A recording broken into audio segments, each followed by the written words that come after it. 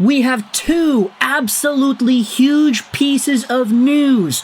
It is July 29th, smack dab in the middle of the offseason, on a random-ass rainy Monday here in Vancouver, where everybody's out there in their cars, and I am getting stuck in traffic, running errands.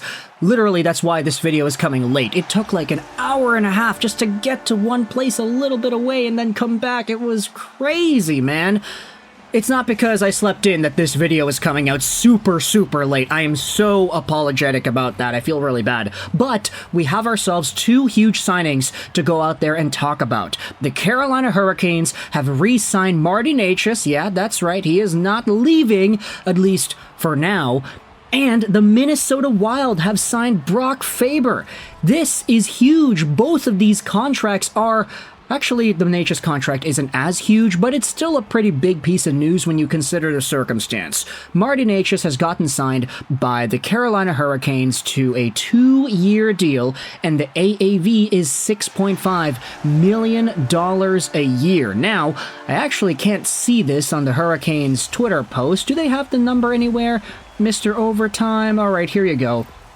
This is it. 2-year, $13 million deal with the Carolina Hurricanes. Now, if you note the fact that Martin Necas is 25 years old right now, 2 years, so 2024, 2025, and 2025, 2026, that takes him right to unrestricted free agency.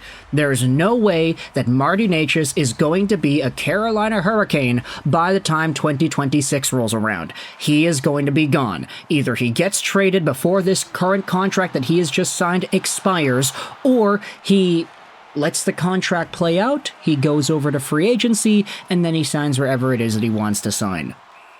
But let's go out there and talk about the Necas conversation here. Eric Tulsky, GM of the Carolina Hurricanes, today announced the team has agreed to terms with Martin Necas on a 2-year, $13 million contract extension. Necas will receive an average annual value of $6.5 million through 2025-2026. Martin is an immensely skilled player who provides a scoring threat whenever the puck is on his stick, said Tulsky. He will play a key role in the continued success of our franchise, and we are excited to have a multi-year contract done. This aligns pretty well with what it was speculation was saying about the Carolina Hurricanes. All the rumors and everything were saying, yeah, they're okay with anything. 1-year deal, 2, 3, 4, all the way to 8. The Carolina Hurricanes would be okay with any sort of a deal with Necas. It all just depends on him, because if he doesn't really feel like he wants to sign in Carolina, he wants out, there were already very public trade rumors and everything going on there. If he doesn't want to sign, then hey, the Hurricanes are crap out of luck, but it's been long enough. July 1st was literally 28 days ago. That is what, 7, 14, 21, 28, 4 weeks ago. How crazy is that? It's been a really long time that Martin Necas had not been traded or anything, so I guess this was the only choice he had, right? Sign with the Hurricanes, 2 years. It walks him straight to UFA status, and he'll be able to go wherever it is that he wants to go in 2026. Necas, 25 years old, recorded 53 points in 77 NHL games with Carolina in 23-24, finishing 4th on the team in goals and power play goals, tied for 3rd in points and 3rd in even strength goals. He also added 9 points in 11 games during the playoffs, with all 4 goals coming at even strength. The 6'3", 195-pound forward established career highs in goals, assists, and points, power play goals, and power play points during his first 82-game campaign in 2022-2023, pretty much saying that, yeah, his last year was really good. Like, this was the best year he has ever had. He was the best player on the team, I'm pretty sure. But the year after, he ended up getting a little bit of a back seat to Seth Jarvis. His point production trailed off a little bit, but he still was a very effective player in the postseason when it comes to producing. So, getting this guy signed down for 2 extra years certainly helps out the Carolina Hurricanes, and we had said this already in a bunch of other videos too, but it's like, who exactly is there on Carolina aside from that top line? You have yourselves Svechnikov, you have Seth Jarvis, you have Sebastian Aho, and then you have Martin Necas. But I think, like, if you go over to the Hurricanes and their line combinations, Jesperi Kotkaniemi is listed as the second-line center. The rest of this team, sure, there's potential in Jack Drury, you want to see Jack Roslovic come back out there, you still have Jordan Staal, but a lot of these guys are not nearly as effective as a Martin Necas. You kind of need this guy to stabilize every other line past that first line of Jarvis, Svechnikov, and Aho. So for the Carolina Hurricanes, I think it was more of a necessity that they re-signed Martin Necas than it was to let him go. So getting this deal done in this way allows Necas to get that flexibility because he most likely will go to UFA status 2 years from now. And heck, if everything works out well, let's say Martin Necas actually does explode offensively, he gets a 90-point season, he's all of a sudden on the first line again, maybe at that point he wants to come back, and maybe this connection can be reinstated in 2026, who really knows? But of course, this is just one of the 2 signings that we had seen today. The other comes in the form of the Minnesota Wild signing Brock Faber to a huge 8-year contract extension. The AAV is $8.5 million a year. And you know what? A lot of people will go out there and say, wait a minute, Brock Faber got $8.5 million a year? He's 21 years old. Right-handed defenseman. He had just played 1 NHL season, 47 points in 82 games played. Is that an $8.5 million defenseman? I'm gonna say, oh yeah. Honestly, like, when you think about it, I think that Brock Faber probably had the better rookie season than Connor Bedard.